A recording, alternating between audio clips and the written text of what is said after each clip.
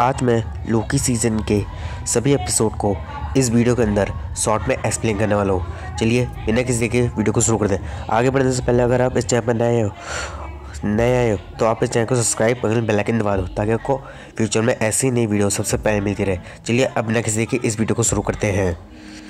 Episode 1 की शुरुआत 2012 की अवेंजर्स टाइमलाइन में होती है, जहाँ अवेंजर्स ने लोकी को बंदी बना लिया होता है और थानोस की चित्तौरी आर्मी को पूरी तरीके से ख़त्म कर दिया होता है।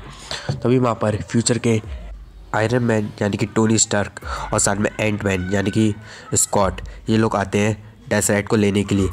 पर तभी वहाँ पर 2012 वाला हल्का आकर इनका बना बनाया काम बिगाड़ देता है और डेसरेट लोकी लेकर वहाँ से भाग जाता है। और ये तो हम सभी जानते हैं कि अगर पास्ट में से किसी भी इन्फिनिटी स्टोन को उसकी जगह से हटाया गया तो मेन टाइमलाइन में तो कोई भी खतरा नहीं होगा, पर एक नई अल्टीमेट टाइमलाइन क्रिएट हो जाएगी। और लोकी के डेसरेट लेकर भागने से हुआ भी ऐसा ही, एक नई अल्टीमेट टाइमलाइन क्रिएट हो गई। लोकी वहाँ से सीधा एक मंगोलिया नाम की जगह पर टेलीपोर्ट हो जाता है। तभी वहाँ पर TVA यानी कि टाइम वेरिएंस अथॉरिटी के कुछ लोग आते हैं और लोकी को गिरफ्तार कर लेते हैं। TVA एक ऐसी ऑर्गेनाइजेशन है जो टाइमलाइन पर नज़र रखती है। TVA में बताया जाता है कि ब्रह्मांड में एक बार युद्ध छिड़ा हुआ था जिसमें समय रेखा के संग बहुत सारी गड़बड़ हुई और बहुत सारी नई समय रेखा बन गई। तभी टाइम कीपर्स, जिन्हें समय रक्षक कहा जाता है, वो लोग सामने आए और उन्होंने सभी टाइमलाइंस को एक धार में बांध दिया और तब से और इस टाइमलाइन को बुलाया जाता है सेक्रेट टाइमलाइन। टाइम कीपर्स सबका भविष्य लिख रहे हैं, यानी कि वो एक ऐसा यूनिवर्स बना रहे हैं कि मेन सेक्रेट टाइमलाइन के अलावा और कोई भी नई टाइमलाइन ना बने। पर कभी कभार कुछ गलती हो जाती है जिससे एक नई टाइमलाइन क्रिएट हो जाती है और इसलिए टाइम कीपर्स ने उस टाइमलाइन को सुधारने के लिए TVA नाम की एक ऑर्गेनाइजेशन को बनाया है, जिसमें TVA में सबसे काबिल लोग रहते हैं। वो लोग जो भी लोग समय रेखा के संग खिलवाड़ करते हैं, TVA उसे पकड़कर टाइमलाइन को रीसेट मार देते हैं और जिससे सब कुछ पहले जैसा हो जाता है और कोई भी नई सेक्रेट टाइमलाइन में फिर कोई भी गड़बड़ नहीं रहती है। और इसी कारण जब लोकी ने डेसरेट उठाकर मंगोलिया देश में पहुंचा तो उसके कारण एक नई टाइमलाइन क्रिएट हो गई थी। इसलिए TV वालों ने लोकी को गिरफ्तार करके उस नई टाइमलाइन को डिलीट यानी कि रीस्टार्ट कर दिया। फिर लोकी को TV की अदालत में पेश करा जाता है, जहां में TV की जज रामोना को दिखाया जाता है। लोकी जानना चाहता था कि जब अवेंजर्स ने टाइम टेबल करके पास्ट में इन्फिनिटी स्टोन्स को उठाया तो उससे कोई नई टाइमलाइन क्यों नहीं क्रिएट हुई। तब रामोना लोकी को अवेंजर्स ने जो टाइमलाइन में इन्फिनिटी स्टोन्स को उठाकर जो अवेंजर्स ने उसका यूज़ करा, वो सब कुछ टाइम कीपर्स ने पहले अवेंजर्स के भविष्य में लिख दिया था। पर लोकी का डेसरेट उठाकर गायब होना, ये सब लोकी की किस्मत में नहीं लिखा था टाइम कीपर्स ने। इसलिए TVA ने लोकी को गिरफ्तार कर रखा है। रामोना लोकी को डिलीट करने का आदेश सुनाती है, पर तभी वहाँ पर मूवीज आकर लोकी को बचा लेता है डिलीट होने से। वो लोकी को अपने संग ले जाता है और साथ में उसे उसकी पूरी पिक्चर दिखाता है, जिसमें लोकी का पैदा होने से लेकर मरने तक की पूरी कहानी लिखी होती है। उसके बाद में लोकी उसे झूठ मान रहा होता है और साथ में TVA वालों को कमज़ोर समझ रहा होता है। लोकी TV से भागने की कोशिश करता है और साथ में वो अपना डेसरेट भी लेता है। पर तभी लोकी वहाँ पर देखते हैं कि वहाँ पर और भी इन्फिनिटी स्टोन्स है और इन इन्फिनिटी स्टोन्स की पावर TVA में काम भी कर रही थी। तभी लोकी को एहसास हो जाता है TVA वाले बेहद पावरफुल हैं और उसे उस पूरी फिल्म पर भी यकीन हो जाता है कि ये लोकी के आने वाले कल की कहानी है। जहाँ लोकी उस फिल्म में देखता है कि कैसे उसके कारण उसकी मॉम मारी गई और साथ में उसने एसगार्ड पर राज करके अपने डैड को भी मरवा दिया। और थॉर उसे बहुत ज़्यादा मानता था, पर वो बार बार थॉर को मारने की कोशिश करता रहता था अभी भी। और जिस थानोस को वो अपना दोस्त मानता था, उस थानोस ने उसके संग गद्दारी करके उसे मार दिया। चाहे लोकी के सामने पूरी तरीके से उसकी सच्चाई आ जाती है और अभी लोकी यहाँ पर अपने आप को सुधारने की कोशिश करने में लग जाता है। तभी वहाँ पर मोबियस आता है और लोकी से बातचीत कर रहा होता है। जब मोबियस लोकी की मदद चाहता है एक और दूसरे लोकी को पकड़ने के लिए, जो दूसरा लोकी क्योंकि वो TVA वालों को मार रहा है और उनकी टाइमलाइन रीसेट करने वाली चीज़ों को भी चुरा रहा होता है। एपिसोड 2 की शुरुआत में हमें उसी बुरे लोकी को दिखाया जाता है जो TVA के लोगों को मार रहा होता है और साथ में उनकी टाइम रीसेट करने वाली मशीनों को भी चुरा रहा होता है। उस बुरे लोकी के पास भी टीवी जैसा ही एक टेम्पो है जिससे वो किसी समय में जा सकता है। इस बार वो बुरा लोकी टीवी के वर्कर को भी किडनैप कर लेता है। दूसरी ओर हमें लोकी को दिखाया जाता है जो टीवी में रहकर अपनी तैयारी कर रहा होता है उस बुरे लोकी को पकड़ने के लिए। फिर मोबियस अपने वाले लोकी को लेकर उस बुरे लोकी को पकड़ने के लिए जा रहे होते हैं। लोकी मूवीज से डील करता है कि इस काम को पूरा होने के बाद उसे बाकी को तरह डिलीट ना करा जाए और उसे समय रक्षकों से मिलने दिया जाए, जिससे मूवीज ये वाली बात मान लेता है और फिर लोकी समय रक्षकों से अभी मिलने का फैसला करता है, जिससे मूवीज को समझ आ जाता है कि लोकी कहीं ना कहीं उन्हें पागल बना रहा है। और फिर वो लोग लोकी को लेकर वापस टीवी में आ जाते हैं। साथ में टीवी उस पूरी टाइमलाइन को रीसेट कर देती है आने से पहले। इन सब से बाकियों का लोकी से भरोसा उड़ जाता है, पर मोबियस अभी भी लोकी के साथ होता है और इस बार मोबियस लोकी को सीरियस होकर काम करने के लिए कहता है, वरना वो लोग लोकी को हमेशा के लिए डिलीट करते। लोकी को काम करता है और उसे फाइल्स में पता चलता है कि 2017 में एस्कार्ट का अंत हो गया था रैग्नारोक के कारण। जहाँ लोकी ये बातें मोबियस को बताते हैं कि कोई भी अगर टाइम ट्रैवल करके किसी जगह पर जाए और वहाँ खतरनाक तबाही आने वाली हो कुदरती द्वारा और उस जगह पर हम कुछ भी छेड़छाड़ करें तो सेक्रेट टाइमलाइन में कोई भी गड़बड़ नहीं होगी। और इस थ्योरी को चेक करने के लिए मोबियस और लोकी एक ऐसी जगह जाते हैं जब कुछ समय में वल्केनो फटने वाला होता है। लोकी वहाँ पर अजीब हरकतें करता है और वहाँ पर वल्केनो फटता है, पर वहाँ पर उस जगह की सेक्रेट टाइमलाइन में कोई भी गड़बड़ नहीं होती, जिससे मोबियस को समझ में आ जाता है कि वो बुरा लोकी तबाही के आड़ में छुपा हुआ है कहीं ना कहीं। तभी मूवीज़ को याद आता कि 1549 में जब उस बुरे लोकी ने टीवी के एक वर्कर को मारा था, तब वो बुरा लोकी एक छोटी बच्ची को चॉकलेट मतलब च्युइंगम देकर चला गया था और वो च्युइंगम उस ज़माने की थी नहीं, और ये एक लौता क्लू था उस बुरे लोकी को पकड़ने का, जिससे वो लोग उस च्युइंगम के बारे में पता कर लेते हैं कि च्युइंगम कौन से साल में बिकती थी। अब उन्हें उसी साल के अंदर एक तबाही को ढूंढना था कुदरती वाली, पता करने के लिए वो बुरा लोकी कहाँ छुपा है। और लोकी और मोबियस को वो तबाही के बारे में पता भी चल जाता है। फिर टीवी के कुछ वर्कर और मोबी और लोकियस उसी साल में जाते हैं उस बुरे लोकी को पकड़ने के लिए, और वो साल होता है 2050। मैं एक काम कर रहा हूँ, 24 साल आ रहे हैं, उन सबको मैं साइड में लिख दूंगा, फिर आप मई से पता कर लेना, क्योंकि मैं साल बीच बीच में बोलूँगा नहीं, अब साइड में लिखा रहेगा बस वो साल। और उस जगह पर कुदरती द्वारा एक खतरनाक तबाही भी आ चुकी होती है। फिर लोकी और मोबियस उस मॉल के अंदर जाते हैं। मोबियस और बाकी लोगों को उस मॉल के अंदर वो किडनैप हुई टीवी की वर्कर भी मिल जाती है, जिसे उस बुरे लोकी ने अपने बस में कर उसके अंदर की टीवी के समय रस्सों के बारे में सब कुछ पता कर लिया था उसने। उसके बाद B-15 और लोकी उस दूसरे बुरे लोकी को ढूंढ लेते हैं, पर वो बुरा लोकी खुद सामने नहीं आता और दूसरों के शरीर में घुसकर उन्हें बस में कर लोकी से बात कर रहा होता है। इससे हमें पता चलता है कि इस बुरे लोकी की चाल थी टीवी वाले लोकी और साथ में टीवी के वर्कर्स को यहाँ बुलाने की, ताकि वो इन सभी को एक साथ मार सके।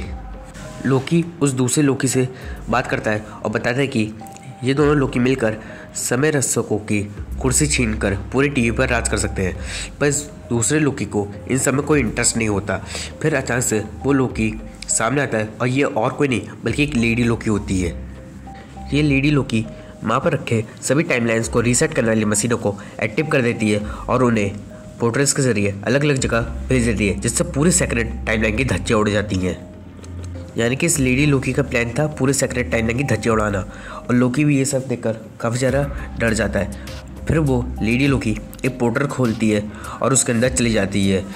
लोकी भी उस लेडी लोकी के पीछे उस पोर्टल के अंदर चले जाता है। मूवीज और बाकी लोग अपने वाली लोकी को रोकने की कोशिश करते हैं, पर इसमें वो लोग कामयाब नहीं हो पाते।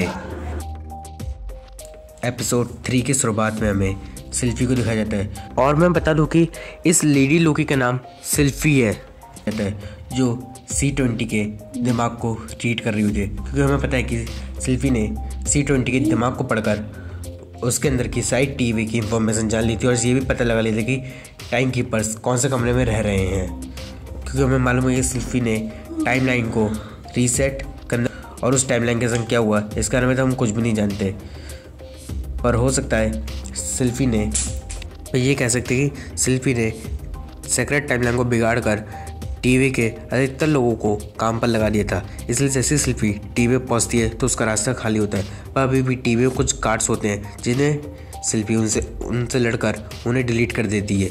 लोकी भी टीवी में आ जाता है और वो सिल्फी का मुकाबला करता है, क्योंकि लोकी को डर था कि सिल्फी टाइम कीपर्स यानी कि समय रसोई कमरे में ना पहुंच जाए और उन्हें मार ना दे, क्योंकि फिर टीवी की गद्दी को कैसे हटाएगा।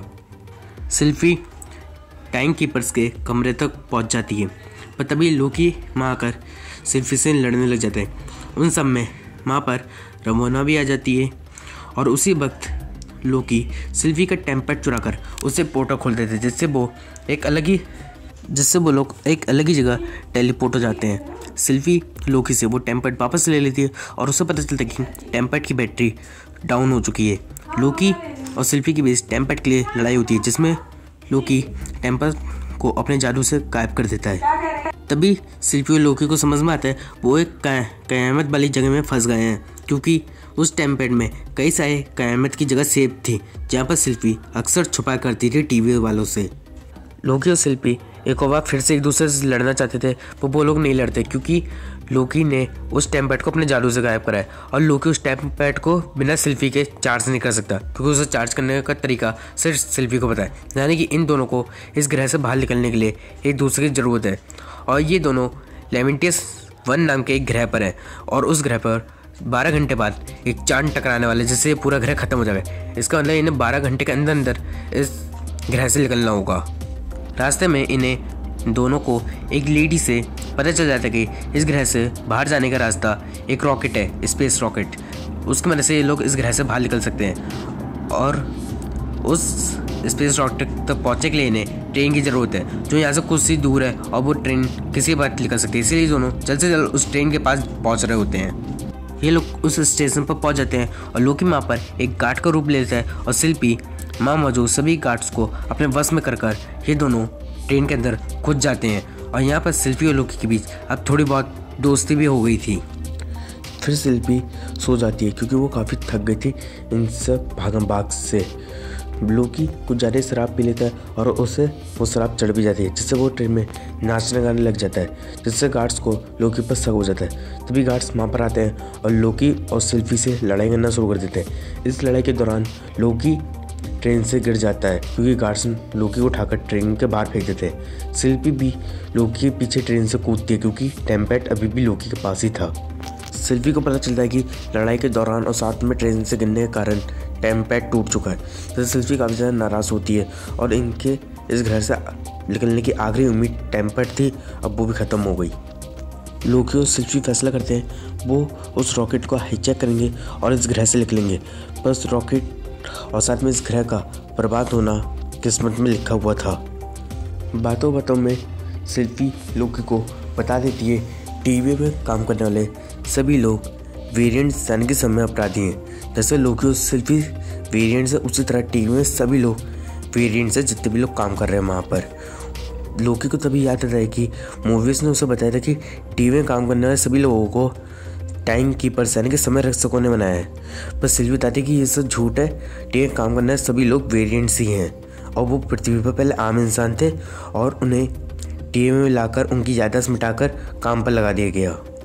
सिल्फी और लोकी ये दोनों उस जगह पर पहुंचे थे, पर वहाँ पर बहुत ज़्यादा लड़ाई हो रही थी, क्योंकि जाने वाले लोग ज़्यादा थे और रॉकेट एक ही था।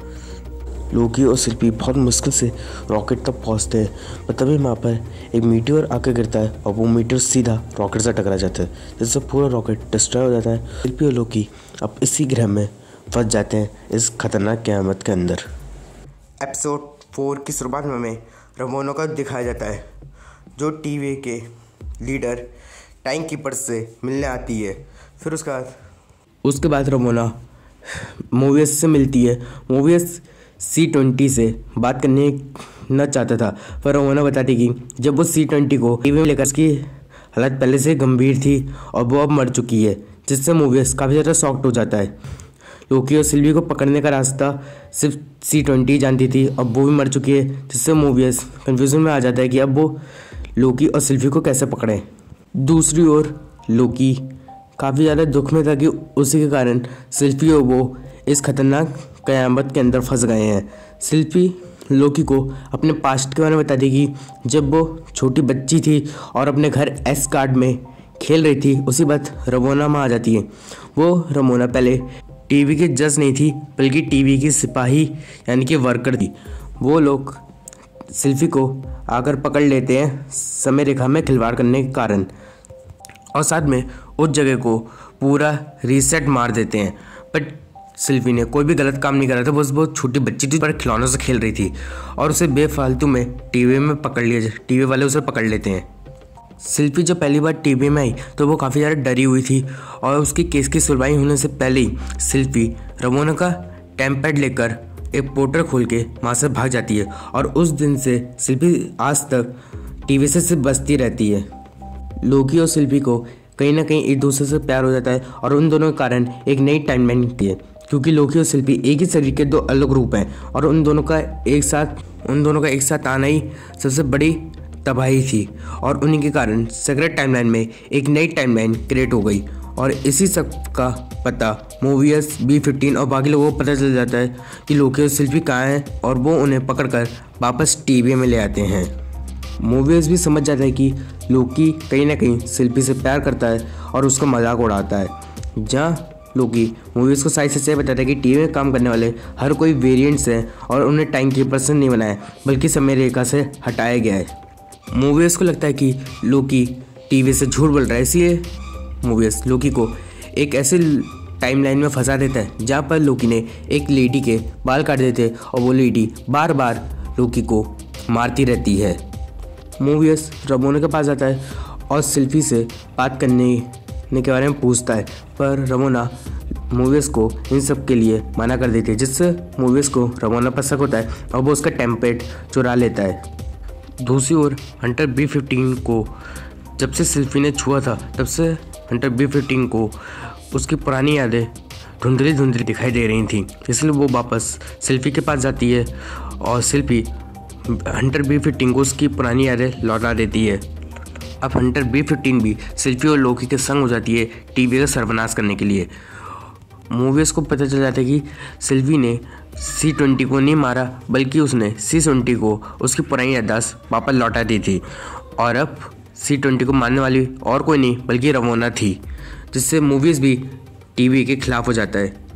मूवीज़ लोकी के पास पहुंचता है और उससे बातचीत करके उसे वापस वो टाइमलाइन के बाहर निकाल लेता है। पर जैसे ही ये लोग उस जगह से बाहर आते हैं तो उन्हें रमोना और उसके आदमी मिल जाते हैं और वो लोग मूवीज़ को डिलीट कर देते हैं, जिससे लोकी देखकर काफ़ी ज़्यादा डर जाता है। और फिर रमोना लोकी और शिल्पी को टाइम कीपर्स के कमरे में ले जाती है। वहाँ टाइम कीपर्स इन दोनों को डिलीट करने की सज़ा सुनाते हैं और उसी वक्त हंटर B15 वहाँ पर आ जाती है और वो लोकी और शिल्पी के कॉलर्स को अनलॉक कर देती है और साथ में लोकी और शिल्पी को हथियार भी देती है, जिससे वो दोनों वहाँ मौजूद सभी गार्ड्स को डिलीट कर देते हैं। फिर शिल्पी अपने हथियार से वहाँ पर मौजूद एक टाइम कीपर का सर फोड़ देती है, जिससे उन्हें पता चलता है कि ये टाइम कीपर्स नकली हैं और ये सिर्फ रोबोट्स हैं। अब एक टाइम कीपर का सर टूटने के कारण बाकी दो टाइम कीपर्स भी उसी पर मर जाते हैं।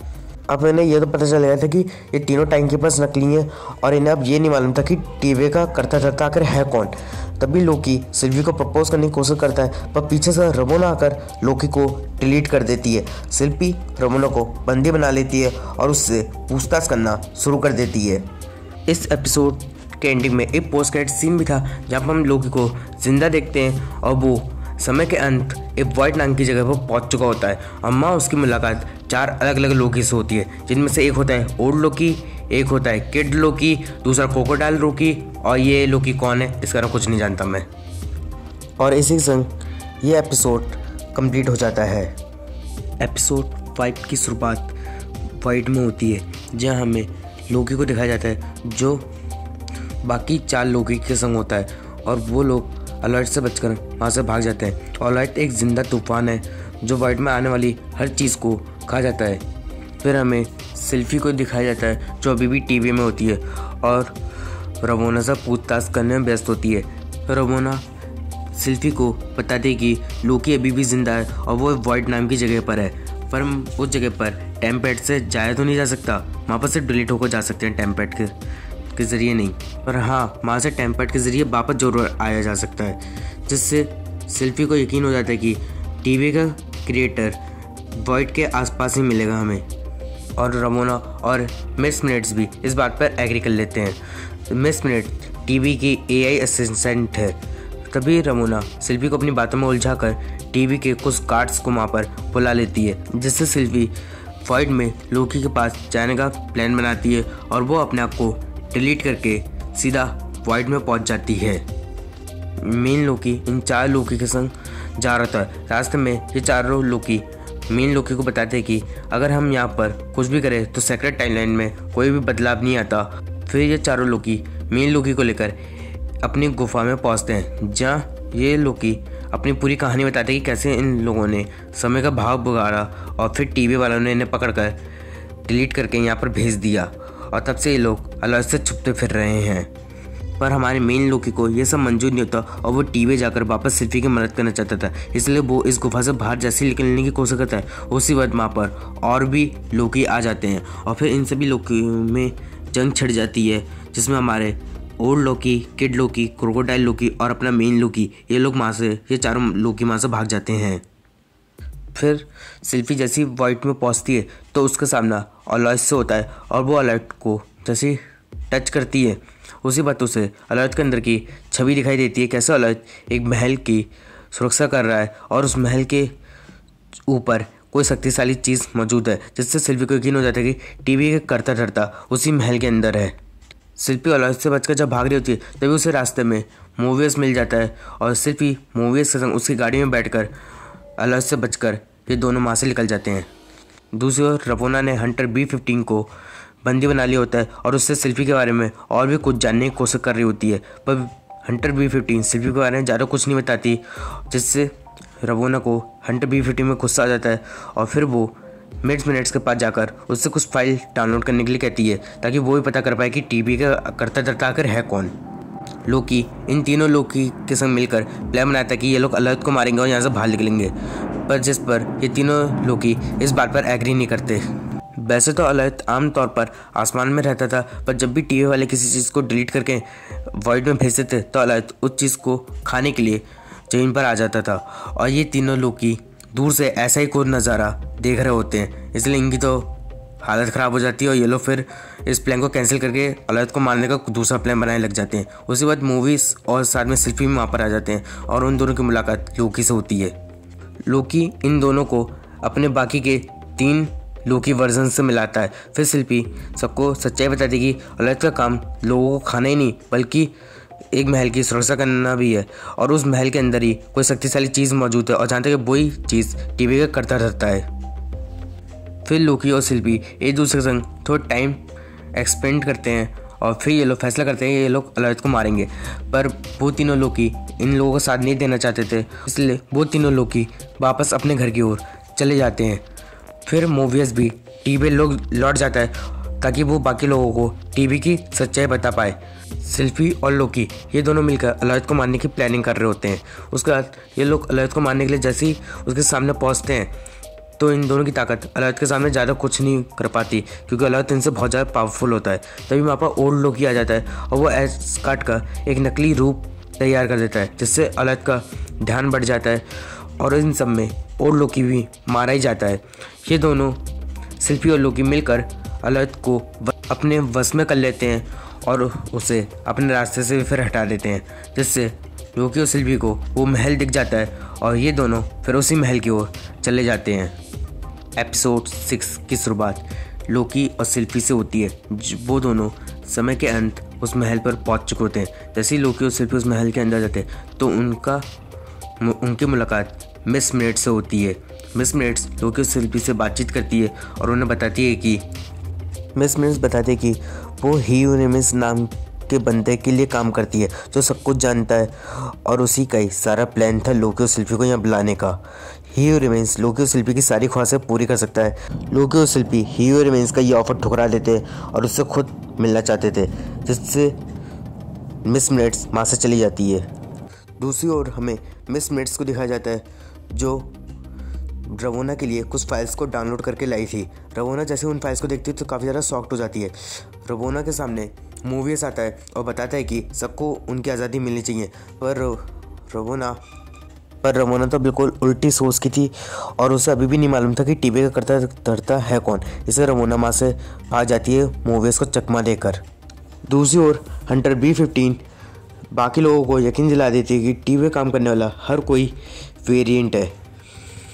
लोकी और सिल्फी के सामने ही रिमेंस आता है और लोकी और सिल्फी को लगता है कि ये तो एक आम इंसान है, इससे मारना आसान होगा, पर ही रिमेंस का एक खास टेम्पलेट होता है और वो उसकी मदद से बार बार लोकी और सिल्फी का वार से बच जाता है।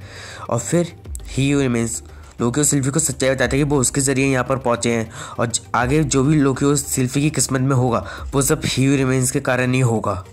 ही रिमेंस सिल्फी को और लोकी को अपनी बैक स्टोरी बताते हैं, जिसमें वो कहता है कि वो जब पहले धरती पर रहा करता था तब उसने पता लगा लिया कि उसका ब्रह्मांड अकेला नहीं है, उसके जैसा और भी ब्रह्मांड है, यानी कि मल्टीवर्स है। और फिर दूसरी दुनिया के कैंग्स ने भी और दूसरी यूनिवर्स के कैंग भी साइंटिस्ट थे, तो उन्होंने भी इस बात का पता लगा लिया था। फिर वो सभी कैंग एक यूनिवर्स से दूसरे यूनिवर्स में जाकर एक दूसरे से मिले और उन्होंने अपनी टेक्नोलॉजी शेयर कर काफ़ी ज़्यादा तरक्की की। पर कुछ कैंग के वेरिएंट्स इतने ज़्यादा बुरे थे कि उन्होंने अपनी दुनिया में कब्जा करने के संग संग दूसरे कैंग की दुनिया पर भी कब्जा करना शुरू कर दिया, जिसके कारण मल्टीवर्स की एक भयानक लड़ाई शुरू हो गई। इन सब में कैंग का सबसे पहला वेरिएंट ही रिमेंस ने एक खतरनाक तूफान अलायत के बारे में पता लगाया।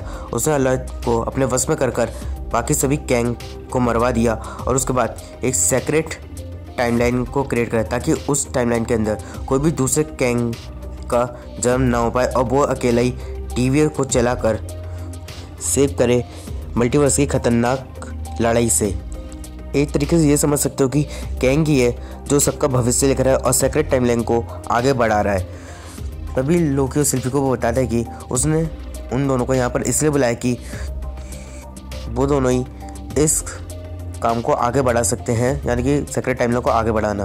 क्योंकि अगर ही रिमेंस को डर था कि अगर कोई और आकर उसकी गद्दी पर बैठ गया तो वो सब कुछ बिगाड़ देगा और उसके कारण ही मल्टीवर्स की खतरनाक लड़ाई फिर से शुरू हो जाएगी। इसलिए उसे ऐसी गड़बड़ पैदा करी जिससे लोकी और सिल्फी उसके पास पहुँचे। और अब तक लोकी और सिल्फी की किस्मत में जो भी हुआ है वो सब ही रिमेंस ने पहले से लिख दिया था।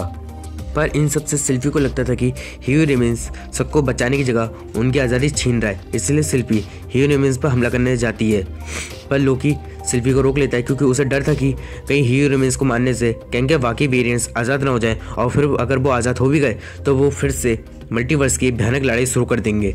इसलिए लोकी सिल्फी को रोकता है। पर सिल्फी को लग रहा था कि लोकी ही रिमेंस को हटाकर खुद टीवी पर राज करके सबकी आज़ादी छीनना चाहता था, पर लोकी का ऐसा कोई भी मकसद नहीं था। फाइनली लोकी और सिल्फी एक दूसरे को प्रपोज करते हैं। फिर सिल्फी लोकी को चालाकी से ही रिमेंस का पर्सनल टेम्पलेट उठाकर लोकी एक पोर्टल खोलती है, जिससे लोकी सीधा टीवी में टेलीपोर्ट हो जाता है। फिर सिल्फी ही रिमेंस को मार के समय रेखा में नई ब्रांच को बना देती है। फिर हमें लोकी को दिखाया जाता है जो टीवी में होता है और वो मूवियस और B-15 से जाकर मिलता है और उन्हें सही बातें समझाने की कोशिश करता है। पर मूवियस और B-15 में से कोई भी लोकी को नहीं पहचान रहा होता है, जिससे लोकी माँ मौजूद कैंग का स्टैचू देखता है और वो ये सब देखकर काफ़ी ज़्यादा डर कि वो टीवी में टेलीपोर्ट हुआ है, पर वो टीवी के कौन से टाइमलाइन में आ गया है उसे ये बिल्कुल नहीं मालूम। यानी कि सिल्फी ने जब ही रिमेंस का पर्सनल टेम्पलेट यूज़ करा तब वो टीवी की गलत टाइमलाइन में आ गया है और माँ पर ही रिमेंस का भी राज चल रहा है। यानी कि ही रिमेंस ने अभी तक अपनी सच्चाई छुपाने के लिए टैंक की बस के स्टैचू नहीं लगाए हैं। फिर हमें इस एपिसोड के अंदर पोस्ट क्रेडिट सीन दिखाया जाता है, जहाँ पर हमें पता चलता है कि लोकी सीज़न 2 में फिर से दिखाई देगा और इसी संग ये पूरा सीज़न कंप्लीट हो जाता है। और राइट गाइस, आज के लिए इतना ही। अगर आपको ये वीडियो अच्छा लगा तो वीडियो को लाइक कर दो, चैनल पर नए हो तो चैनल को सब्सक्राइब कर दो, बगल में बेल आइकन दबा दो। और अगर आपको फ्यूचर में ऐसी नई वीडियोस देखनी है तो इस चैनल पर बने रहो। मैं मिलता आपसे अगली वीडियो में, तब तक के लिए bye bye, thank you for watching.